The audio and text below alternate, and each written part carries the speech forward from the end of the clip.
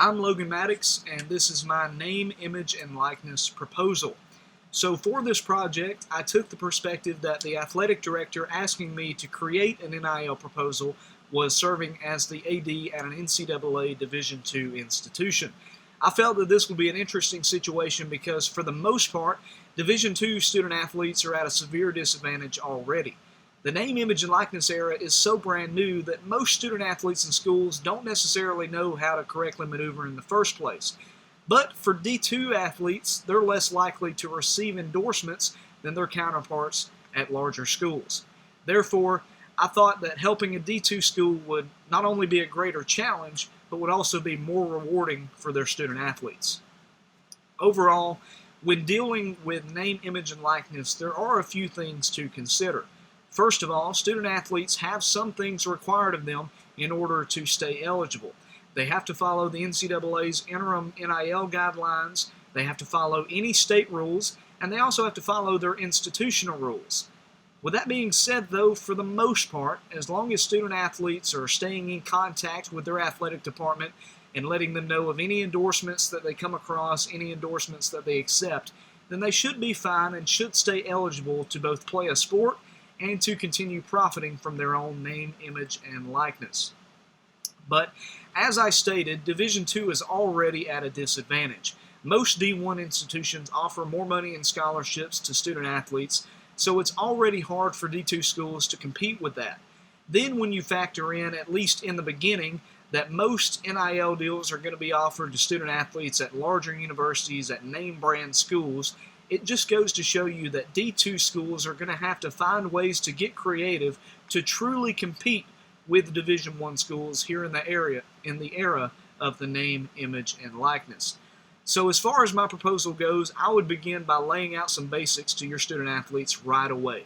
I'd ensure them that their scholarships would not be affected by approved NIL deals and that the school will not create policies that prevent them from landing new deals. Also, I'd let them know immediately that they have to share any endorsements with the athletic department as soon as possible. I think that being upfront here will make sure that there's no miscommunication, and it would also let both parties know what is expected of the other. Additionally, I would guide student athletes on what sorts of deals they should refrain from to avoid any eligibility or compliance issues. Now, neither the Georgia House bill nor the NCAA legislation came right out and said what sorts of deals student athletes should not enter into.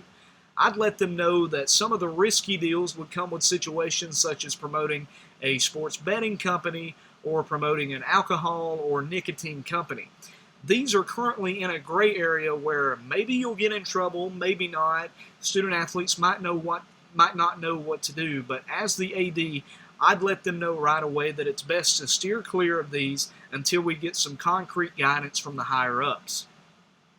One thing that I loved coming across in reading in the Georgia House bill was their requirement of a financial literacy and life skills workshop. They wanted just 5 hours in the student athlete's first and third academic years, but I'd like to bump it up to 10 to 20 hours each year, each academic year that the student athlete is part of a program. And this would ensure that the student athletes don't forget any of the financial information that would be very useful for them, especially if they're profiting from their own name, image, and likeness. And finally, the big one, endorsements. As far as endorsements go, I think you've got to go big or go home. As a Division II school, you're going to be looked at differently because you're a different league. And this is the same in recruiting as it is for student athletes trying to get an endorsement. So what's the best way to turn this around?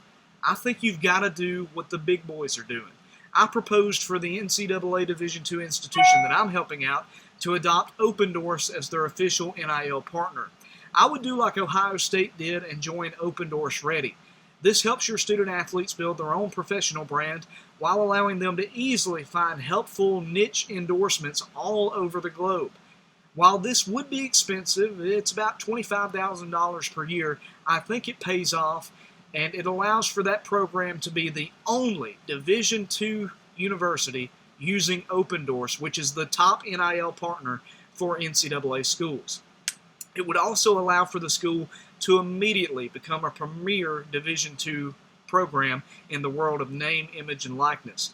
This would lead to increased success in recruiting, and it would also lead directly into increased success on the field, on the court, whatever sport we're talking about. The only other cost, by the way, of this entire proposal is from the financial literacy workshops, which I priced out to cost around $3,000 to $6,000 per year. So this is my NIL proposal. I think that it's a well-functioning model that lets every party know what's expected of them. It is beneficial for the university and the student athletes, and it's one that would easily bridge the gap between Division II schools and Division I programs in the age of name, image, and likeness. Thank you for listening in. I'm Logan Maddox, and this has been my name, image, and likeness proposal.